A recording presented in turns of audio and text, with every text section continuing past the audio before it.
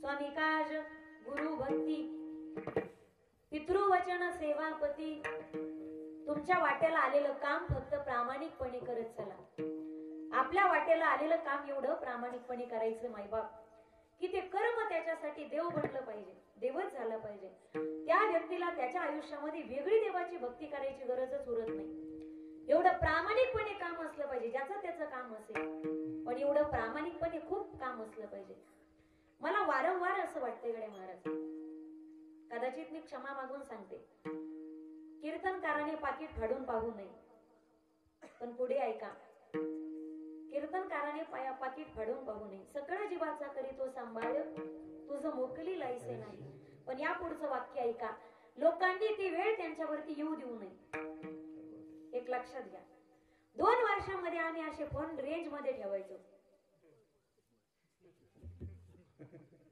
आता घ्यायला वेळ नाही आम्हाला.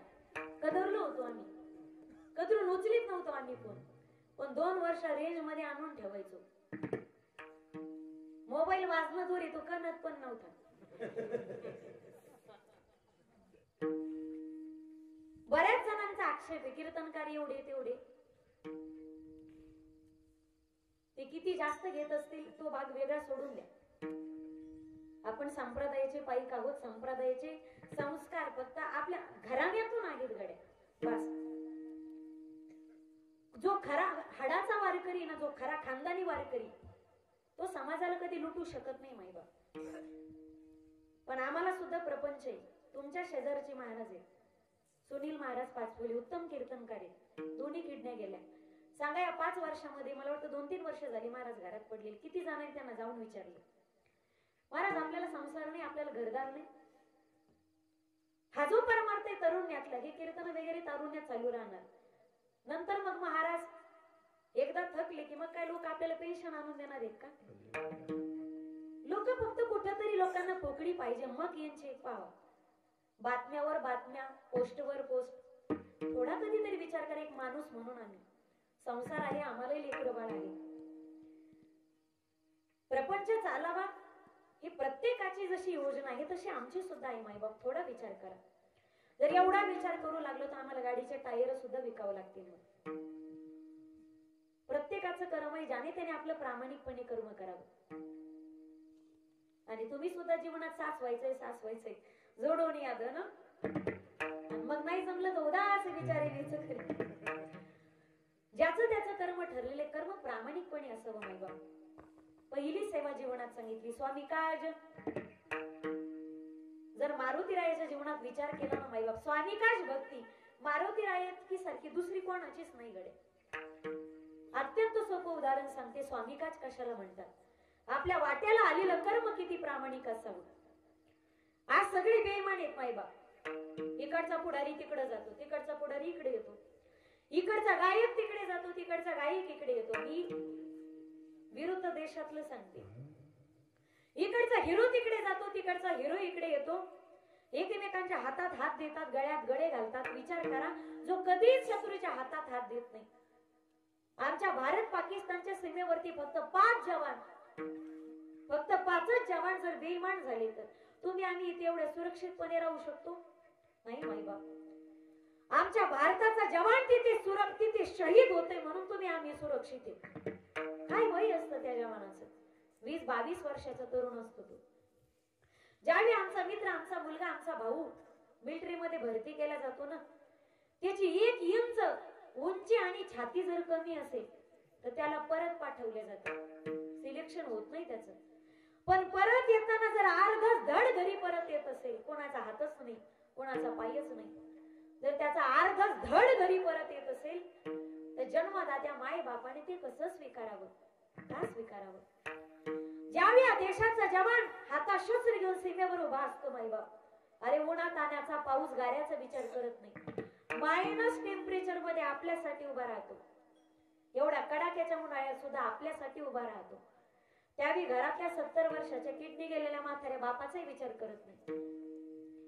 घरातल्या 60-65 वर्षाच्या कॅन्सरने ग्रस्त असलेल्या जिचं मरण आता 2-3 महिन्यावर आलं, त्या जन्मदात्या आईचाही विचार करत नाही. घरातल्या 27 वर्षाच्या तरुण बायकोचाही विचार करत नाही की तिच्या मांडीवरच्या 6 महिन्याच्या काळजाच्या तुकड्याचाही तू विचार करत नाही. ज्यावेळी या देशाचा जवान हातात शस्त्र घेतो ना, त्यावेळी फक्त आणि फक्त माझा हिंदुस्थान सुरक्षित राहिला पाहिजे एवढंच ज्याचं ध्येय असतो ना, तो भारताचा जवान असतो. अरे हॅट्स ऑफ येतो, नतमस्तकता द्यावी असं भारताचं वैभव येतो. तो भारताच्या सीमेवरती शहीद होणारा जवान, रक्ताच्या थारोळ्यामध्ये पडणारा समोर ठेवा. आपल्या लक्षात येईल स्वामिकाज म्हणजे काय. जवान जी करतो ना ती स्वामिकाज नावाची भक्ती. या भारताच्या सीमेवरती लढणाऱ्या कोणत्याच जवानाला कोणत्याच देवाचं कोणतंच भजन करायची गरज नाही गडे. ती एक प्रकारची भक्ती. ज्यावेळी आम्ही घरात दिवाळी साजरी करतो माईबाप, त्यावेळी सीमेवरती रक्ताची होळी खेळतात ते जवान.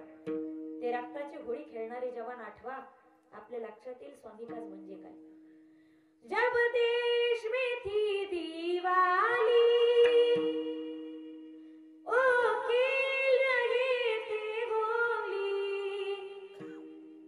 जब हम बैठे थे घरों में, ओ झेल रहे थे होली, ये धन्य जवान हो अपने, ये धन्य है उनकी जवानी, जो शहीद हुए उनकी जरा याद करो कुर्बानी.